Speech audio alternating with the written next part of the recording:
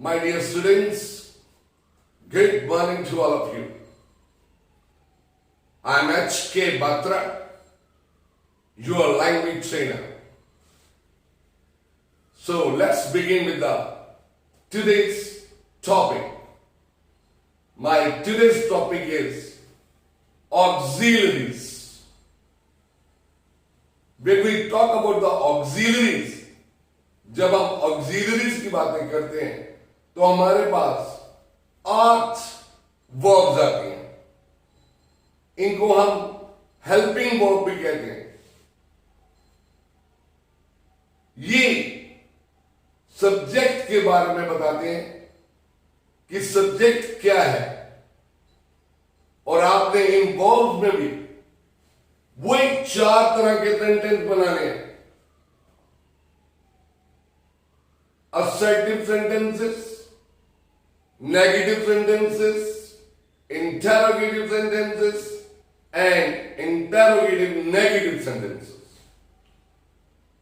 चाहे हमें अपने ओरल कन्वर्सेशन या राइटिंग इनका प्रयोग बहुत ही अच्छे तरीके से होता है, और ये सेंटेंस कंस्ट्रक्शन में बहुत मदद करती है.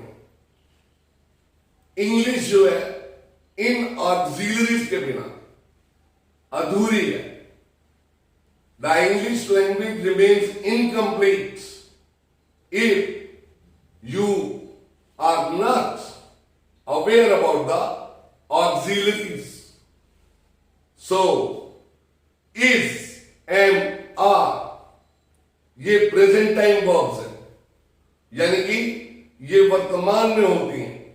वर्तमान समय के बारे में कोई सब्जेक्ट क्या है वो बताती है. वाज वर्ब ये पास्ट टाइम वर्ब्स है. कोई भी वस्तु या व्यक्ति क्या था या थी, ये पास्ट के बारे में बताती है. हैज ये पोजेशन शो करती है कि आपके पास कोई वस्तु है या आप कोई चीज रखते हो. वहां पर हम has and have present time की वर्ब्स का प्रयोग करते हैं. देन लास्ट हैड का प्रयोग हैज की तरह पोजेशन के लिए किया जाता है, लेकिन ये जो हैड है ये हैज का पास्ट है. अब इनको सब्जेक्ट नंबर में कैसे यूज करना है. इज हमेशा सिंगुलर सब्जेक्ट के साथ आएगी, यानी कि हमें सब्जेक्ट चाहिए सिंगुलर. जैसे ही इज माई नेबर, तो he is a singular subject. They are the students of this college, तो they plural है, तो हमने are यूज किया. and का प्रयोग I के साथ होता है. I am a language trainer, तो I के साथ हमने am का प्रयोग किया. यहां सब कुछ आपको अपने बारे में बताना होता है, इसलिए I के साथ am प्रयोग करते हैं. तो ये हमारी 3 प्रेजेंट टाइम की ऑक्सिलरीज थी. अब आता है वाज वर. वाज का प्रयोग सिंगुलर सब्जेक्ट के साथ होगा. जैसे Mohan was the resident of Delhi. Mohan Delhi का एक निवासी था, यानी कि अब मोहन कहीं और चला गया. तो वाज का प्रयोग सिंगुलर सब्जेक्ट के साथ होगा, और आई के साथ भी वाज आएगा. देन वर का मतलब होता है था या थे, तो वहां पर आप वर का प्रयोग plural noun and plural pronoun के सब्जेक्ट के साथ करेंगे, यानी कि वर में प्लूरल सब्जेक्ट आएगा. जैसे दे वर माई नेबर्स, वो मेरे पड़ोसी थे, तो इस प्रकार से आपने प्लूरल के लिए वर्ब को प्रयोग किया और हमारा सब्जेक्ट प्लूरल है दे। इसी तरीके से हैज है, जब हम हैज कहते हैं तो उसका अर्थ होता है possession.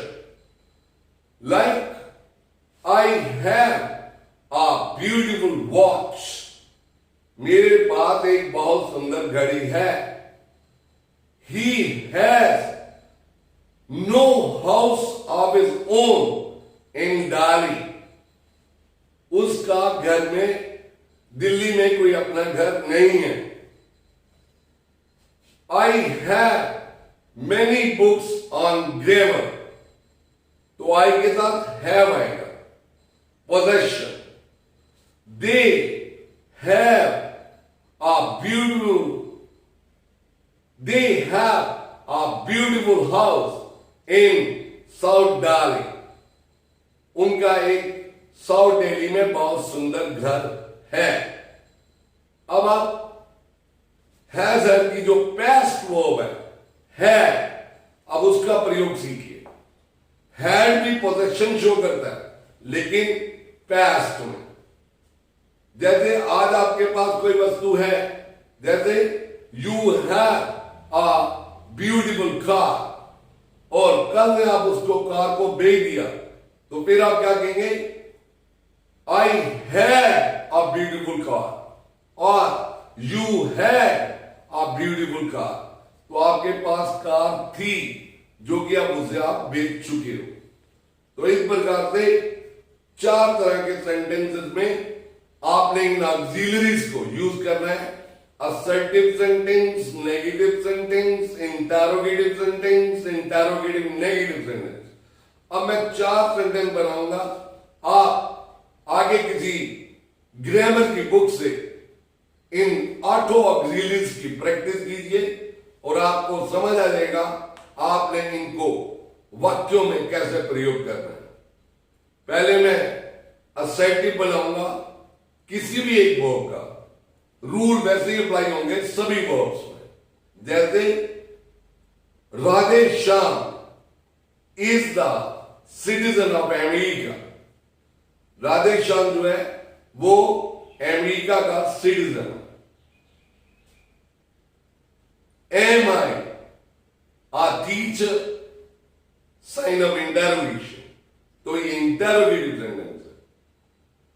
Are you hard of hearing, क्या ऊंचा सुनते हैं?